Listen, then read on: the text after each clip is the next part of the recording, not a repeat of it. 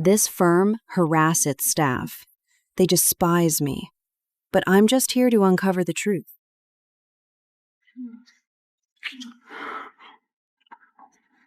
When the hell is that Sarah Miller gonna leave? Soon. It's been 3 months.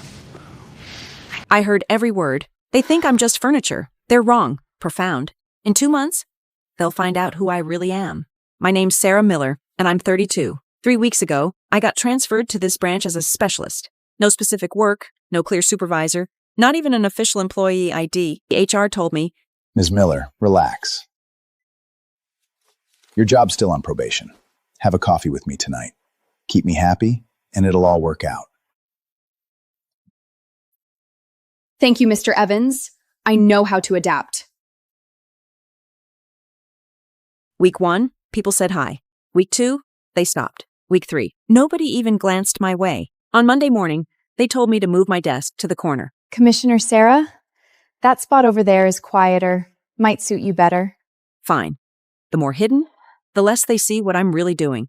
I passed Kevin's office while I was going to wash my cup. What are you hiding? Who secretly changed your performance review to passing last month? I pulled out my phone and quietly pressed the record button. Mr. Evans, please don't do this. This is a workplace. I taped all that disgusting coercion. From this moment, I'm not the victim. I'm the one recorder. It was the team lunch. I was the last one to find out. Actually, I didn't find out so much as notice. By 12:30, the whole office was empty. I went to the pantry to get some water and heard laughter coming from the elevator. When I got back to my desk and opened my phone, there was a group photo in the team chat. No one notified me, as if I didn't exist. Oh, Sarah Miller, you didn't go to lunch? No one told me. Oops, slipped my mind. Next time. Who does she think she is waiting for an invite? She's thick-skinned. Let her wait. I listened in silence, not saying a word. I held the printed report and walked straight to David Anderson's office. About the conditions we discussed yesterday? What about that market report? Don't worry.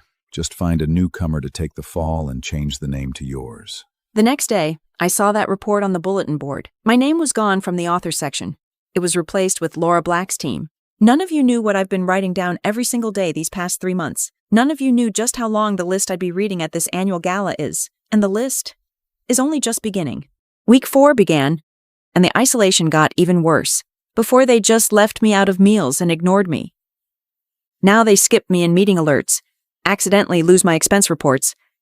The printer breaks every time I use it, and my office supply requests never get approved. I bought my own stapler, my own pens, even my own A4 paper. Once I went to admin to pick up a notebook. Specialist, there's no application from you in the system. I resubmitted it. A week later, still no approval.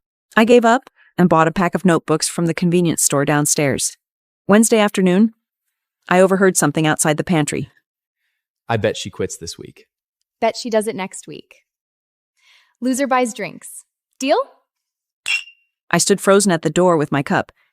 They didn't notice me and kept laughing. I turned and walked away silently. I opened my notebook and wrote, December 11th, pantry bet.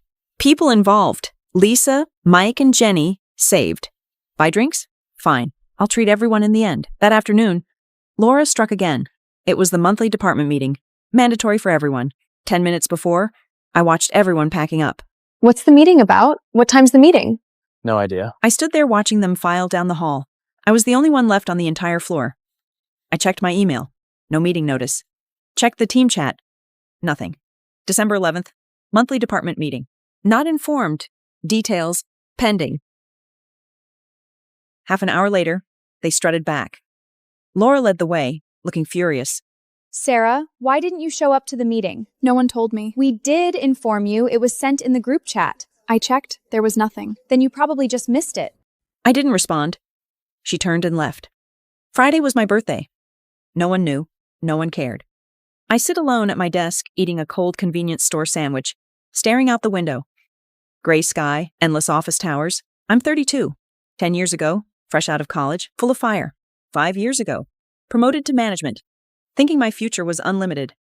1 month ago, transferred to this branch to start all over, from scratch. Now I sit in a dark corner, eating a cold convenience store sandwich on my birthday. My phone pinged. An email. From Kevin, HR. Subject, exit interview notice. I opened it. It ordered me to report to HR for an exit interview. I stared at the email for a long time. Exit interview. No heads up, no conversation, just a cold, formal message. I didn't reply. I just opened my notebook and wrote, December 13th, received exit interview notice. I closed the notebook, grabbed my bag, and walked out straight. The elevator was empty. I looked at my reflection and suddenly smiled. 4 weeks, they have no idea who I am, why I'm here, or what's coming at this month's annual dinner, waiting for the show to begin. I showed up right on time for my exit interview. Kevin said the company wasn't happy with my performance. I didn't fit in, I wasn't proactive, and my work output was low. I wrote that market report. I'm the original author. He asked if I had proof. I came here to hear what you have to say, not to argue. The company wants you to resign voluntarily. They'll give you the standard severance package. What if I say no? Stay, and it gets messy. You know how it is. Think it over and let me know tomorrow. No need to think it over. I'm not going anywhere. Someone else always takes credit for my work. Always left out. Including what he did to Amy in the office. I have the recordings. I'm ready for court. I didn't say another word. I turned around and walked out. Once I stepped out of HR, I took a deep breath. Round 1 was over. When I got back to my desk, I could feel the shift in the air. Before, they just acted like I wasn't there. Now it was pure, straight-up hostility. Laura's office door was open. She stood in the doorway, staring daggers at me. I pretended not to notice, sat down, and turned on my computer.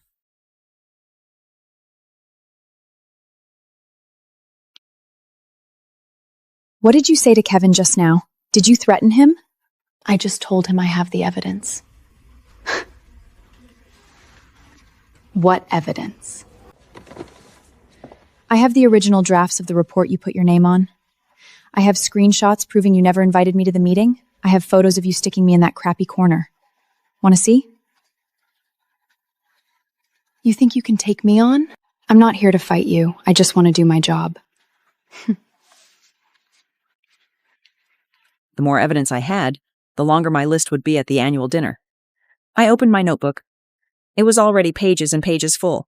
Dates, incidents, people involved, proof sources. Every single entry was crystal clear. Officially, I was just a specialist. In reality, I was the head of the corporate audit team. I wasn't here to get fired. I was here to fire them.